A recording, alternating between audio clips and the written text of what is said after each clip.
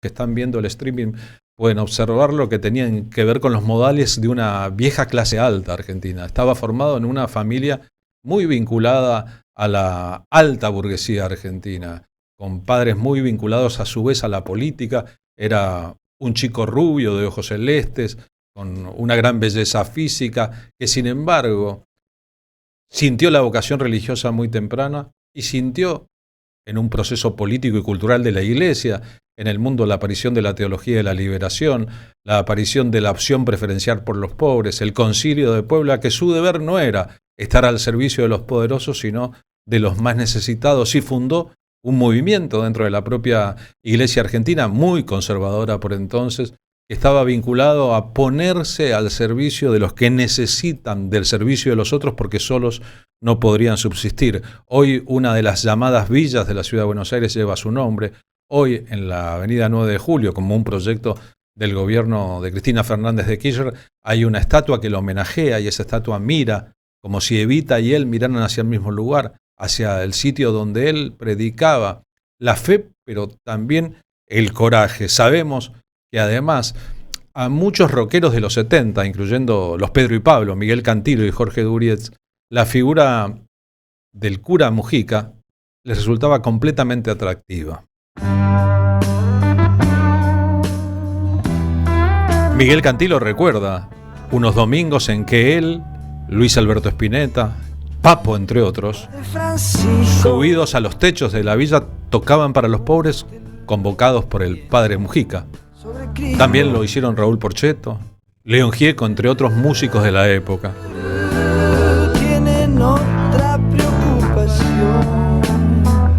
Lo asesinaría la AAA. Mañana son 50 años y hay un montón de actividades, de películas que se dan por streaming o por televisión, de documentales y de recuerdos personales. Esta semana en la Feria del Libro, por ejemplo, Marilina Ross contó qué canción le gustaba al cura Carlos Mujica que ella cantara.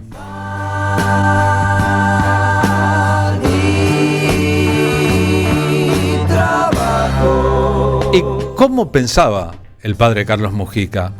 ¿Qué decía durante la dictadura militar previa al triunfo del camporismo en 1973? ¿Cómo se relacionaba con todos esos jóvenes que, con la prepotencia de la edad, pero también las ganas de participar, luego de la experiencia de la Revolución Cubana y del martirio del Che Guevara en la selva boliviana, pensaban que el mundo hay que cambiarlo, pero hay que cambiarlo ahora, no más adelante? Bueno, vamos a compartir un momento de él en un programa televisivo de época llamado El Pueblo Quiere Saber.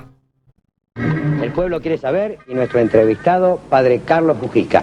Padre, le preguntaban cómo se hacía la revolución, en primer lugar, cómo se lograba la liberación. En primer lugar, pareciera que acá el compañero hace un cierto reproche a los idealistas. Yo pienso que los únicos que han cambiado el mundo han sido los idealistas. El más grande de todos los idealistas ha sido Jesucristo, que soñó que un día los hombres todos íbamos a dejar de ser pecadores, y dio la vida por eso. Yo creo que el que no es idealista es un cadáver viviente. Segundo, con respecto a la liberación, yo no dije como opción que uno puede, diríamos así, decidir. Acá no hay alternativa o elecciones libres, sino que es una constatación. El otro día en una reunión de sacerdotes en las cuales estábamos, sacerdotes del tercer mundo, que no son del tercer mundo y que son del anti-tercer mundo, pero una reunión de distintos sectores de sacerdotes, se habló así informalmente sobre la situación, porque estábamos muy preocupados por la situación política de nuestra patria, y la conclusión fue unánime. Si acá no hay elecciones libres, nosotros no vamos a poder impedir que miles y miles de jóvenes engruesen los grupos guerrilleros. Porque acá ya la alternativa es límite.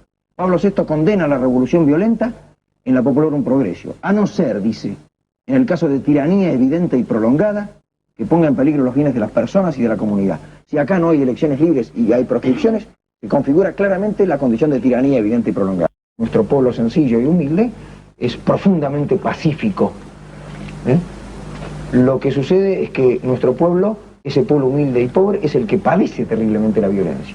La violencia de ir con el diario bajo el brazo cada día a preguntar si se consigue trabajo. Cada vez que viene una persona a ofrecerme a mí trabajo, yo agarro el micrófono de la capilla y llamo a las 6 personas y se presentan 60.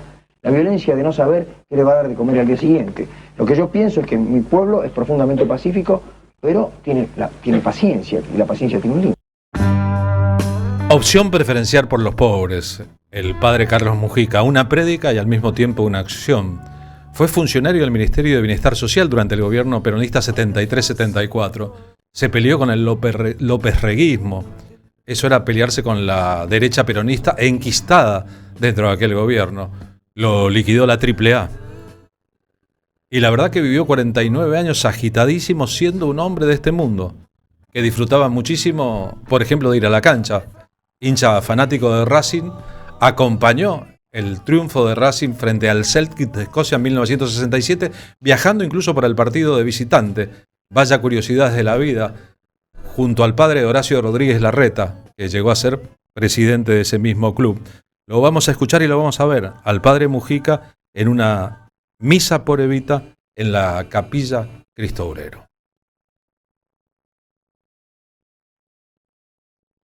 Testimonio del Señor es verdadero, sabiduría del humilde, su palabra, Señor, es la verdad. Hombre que tiene ahora medio cuerpo paralizado y que tuvo la oportunidad una vez de pasar todo un día de trabajo con Evita, desde las 7 de la mañana hasta las 3 de la mañana del día siguiente. Y me decía él que la última persona, una viejita que había venido del norte, a quien Evita atendió en esa noche, cuando ya uno no sabe ya qué fuerzas le quedan, Evita la atendió con el mismo cariño, con la misma atención y con la misma preocupación con que había atendido a la primera persona. Y eso no se puede hacer si no hay mucho amor en el corazón. Por eso está muy bien que nosotros como cristianos recemos por ella y le pidamos a Dios nuestro Señor que le llene el corazón de alegría y de felicidad. Está muy bien que hagamos discursos por ella y que tengamos el retrato, pero la mejor manera de recordarla a ella es que nosotros también, siguiendo su ejemplo, en este momento de la vida de nuestra patria, más que nunca hagamos nuestra la lucha de ella, la lucha de los humildes, para que la voz de los humildes sea reconocida en nuestra patria. Vale la pena recordar que en esa parroquia, la parroquia Cristo Obrero de la que entonces era la Villa 31, descansan los restos del padre Carlos Mujica, trasladados allí en 1999 por una iniciativa del entonces arzobispo de Buenos Aires, Jorge Bergoglio, hoy el padre Francisco. Mujica se llamaba Carlos Francisco Mujica. La canción de Pedro y Pablo, Padre Francisco, está dedicada a él, pero el nombre de Francisco, el ejemplo de un santo, famoso por las zapatillas que usaba, por las sandalias que usaba para caminar y trajinar los senderos, no es menor, sino central en esta historia de los que optaron por estar al servicio de los pobres y creían en la existencia del tercer mundo. De hecho, estamos escuchando un fragmento de una obra casi póstuma del padre Mujica, que es la misa para el tercer mundo. Cambiar la lógica de la misa por una misa que registre la música y las palabras con que sienten los que no viven ni en el primero ni en el segundo de los mundos, sino en el tercer mundo, que a veces puede parecerse al inframundo.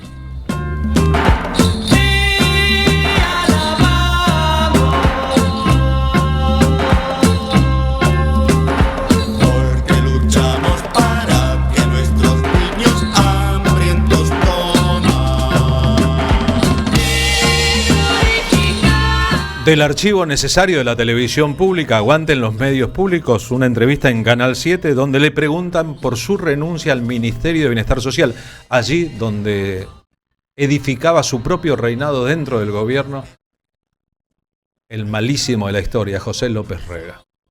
Padre Carlos Mujica, hace algunos días nosotros hemos podido saber que usted renunció a una importante misión en el ámbito del Ministerio de Bienestar Social. Quisiéramos hacer dos preguntas.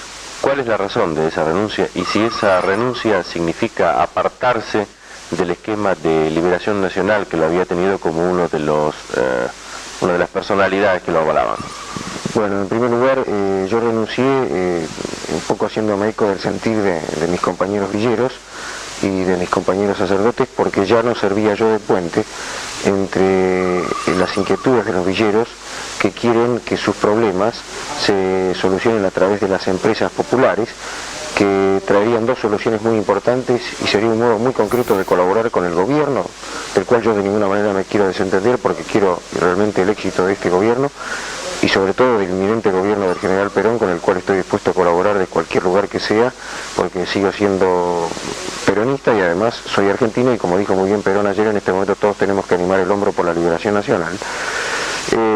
Pero había este enfoque de las empresas populares de parte de los villeros que yo comparto plenamente, trae solución a dos problemas gravísimos. El primero, el más grave que hoy tiene el pueblo, que es el de falta de trabajo. Todos sabemos que la desocupación no solamente ha disminuido, sino que incluso ha aumentado y eso tenemos que luchar para arreglarlo. Y segundo lugar, que el hecho de que las mismas casas sean construidas por los villeros con la colaboración técnica y financiera del gobierno del pueblo, es una forma concreta de economizar dinero, de eliminar intermediarios, contratistas que a veces se llevan la parte del león.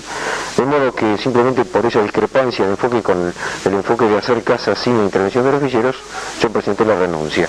Pienso que por otra parte, el señalar una discrepancia de ninguna manera significa siempre un enfrentamiento.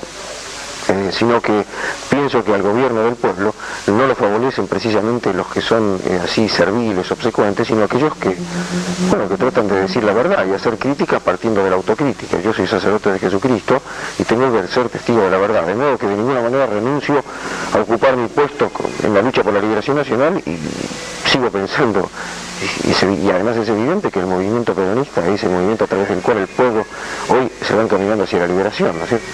Antes de que escuchemos Los Guardianes de Mujica de León Gieco, vale la pena siempre volver a aquel texto que escribió en 1972 el padre que sería asesinado por el López Reguismo y la AAA en 1974. Señor, perdóname por haberme acostumbrado a ver que los chicos parezcan tener 8 años y tengan 13. Señor, perdóname por haberme acostumbrado a chapotear en el barro. Yo me puedo ir. Ellos no. Señor, perdóname por haber aprendido a soportar el olor de aguas hervidas, de las que puedo no sufrir. Ellos no. Señor, perdóname por encender la luz y olvidarme de que ellos no pueden hacerlo. Señor, yo puedo hacer huelga de hambre, y ellos no, porque nadie puede hacer huelga con su propio hambre. Señor, perdóname por decirles, no solo de pan vive el hombre, y no luchar con todo para que rescaten su pan. Señor, quiero quererlos, por ellos y no por mí. Señor, quiero morir por ellos. Ayúdame a vivir por ellos. Señor, quiero estar con ellos a la hora de la luz. Y ahora sí, León, siempre imprescindible, el último pañuelo entregado por las madres de Plaza de Mayo, en homenaje a su carrera y a su vida, haciendo Los Guardianes de Mujica.